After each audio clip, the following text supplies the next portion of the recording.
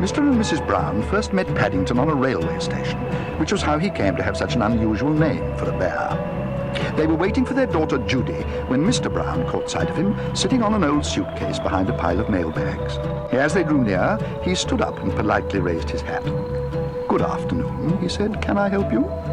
"Well, no," said Mr. Brown. "We were wondering if we could help you." "You're a very small bear," said Mrs. Brown. "Where are you from?" "Darkest Peru," said the bear. "I'm not really supposed to be here at all. I'm a stowaway. I came all the way in a lifeboat, and I ate marmalade. Bears like marmalade."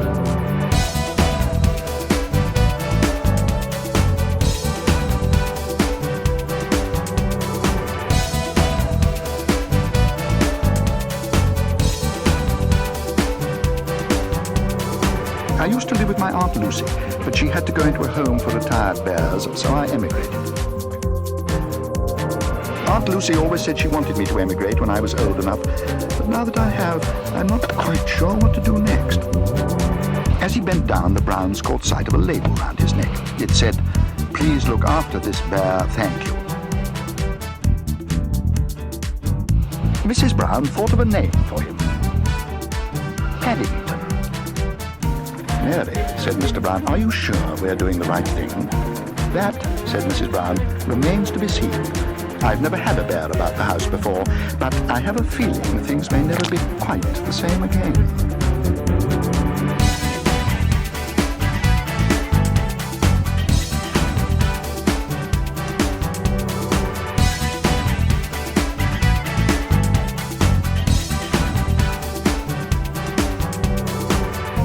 "Paddington!" exclaimed Mrs. Brown. "I knew we shouldn't have left him on his own for so long. Mercy me, look, there he is." "I'm afraid," said Paddington, "I've got my head stuck in the chimney pot." One day, Paddington was making his way down the Portobello Road in order to have his morning cocoa with Mr. Gruber, when he came across a very unusual poster, and he couldn't wait to tell his friend all about it. "It's what's known as a fair," said Mr. Gruber. "And if you've never been to one, Mr. Brown, then you have never lived." Paddington always enjoyed his chats with Mr. Gruber, and on the subject of fairs, his friend was obviously an expert. "There are slides, Mr. Brown, and roundabouts, and usually there is a big wheel. You must go on the big wheel." "It sounds very nice," said Paddington, "but is it very expensive? I've only got 10pence. In that case, Mr. Brown, I suggest you visit the fortune teller first. She may know if you are coming into more money." The notice on the outside said, "Palms red, crystal gazing, patronized by royalty, satisfaction guaranteed." It seemed very good value indeed. "You seem to have a very long lifeline. I don't think I've ever seen quite such a long one before." "I don't think it is a lifeline, Mrs. Zaza," said Paddington. "It's an old marmalade chunk. It must have got stuck on at breakfast by mistake."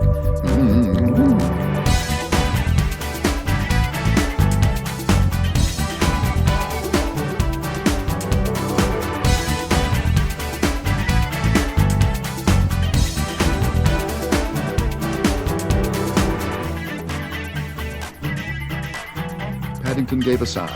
As far as he could make out, even if Madame Zaza did discover he was coming into a fortune, he wouldn't be able to afford her fees. But Madame Zaza was already busy with her crystal ball. "I see a cloud," she said. "A pink cloud. It's getting bigger and bigger. Really, this is most exciting. It's never happened before." "You put candy floss all over my crystal ball. Where are you? Come back."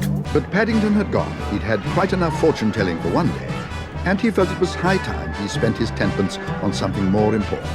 "I think," he announced, "I can see a journey all the way to the big wheel, starting now."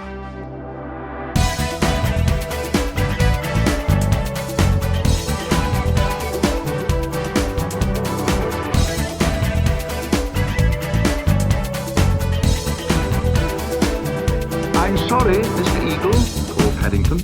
"I'm afraid my eyes got steamed up." "Your eyes got steamed up. Upon my soul, in all my years as a judge, I've never heard of that as an excuse before." "It's not an excuse, Mr. Eagle. It's the cocoa." "Do you swear?" Paddington gave the man a hard stare.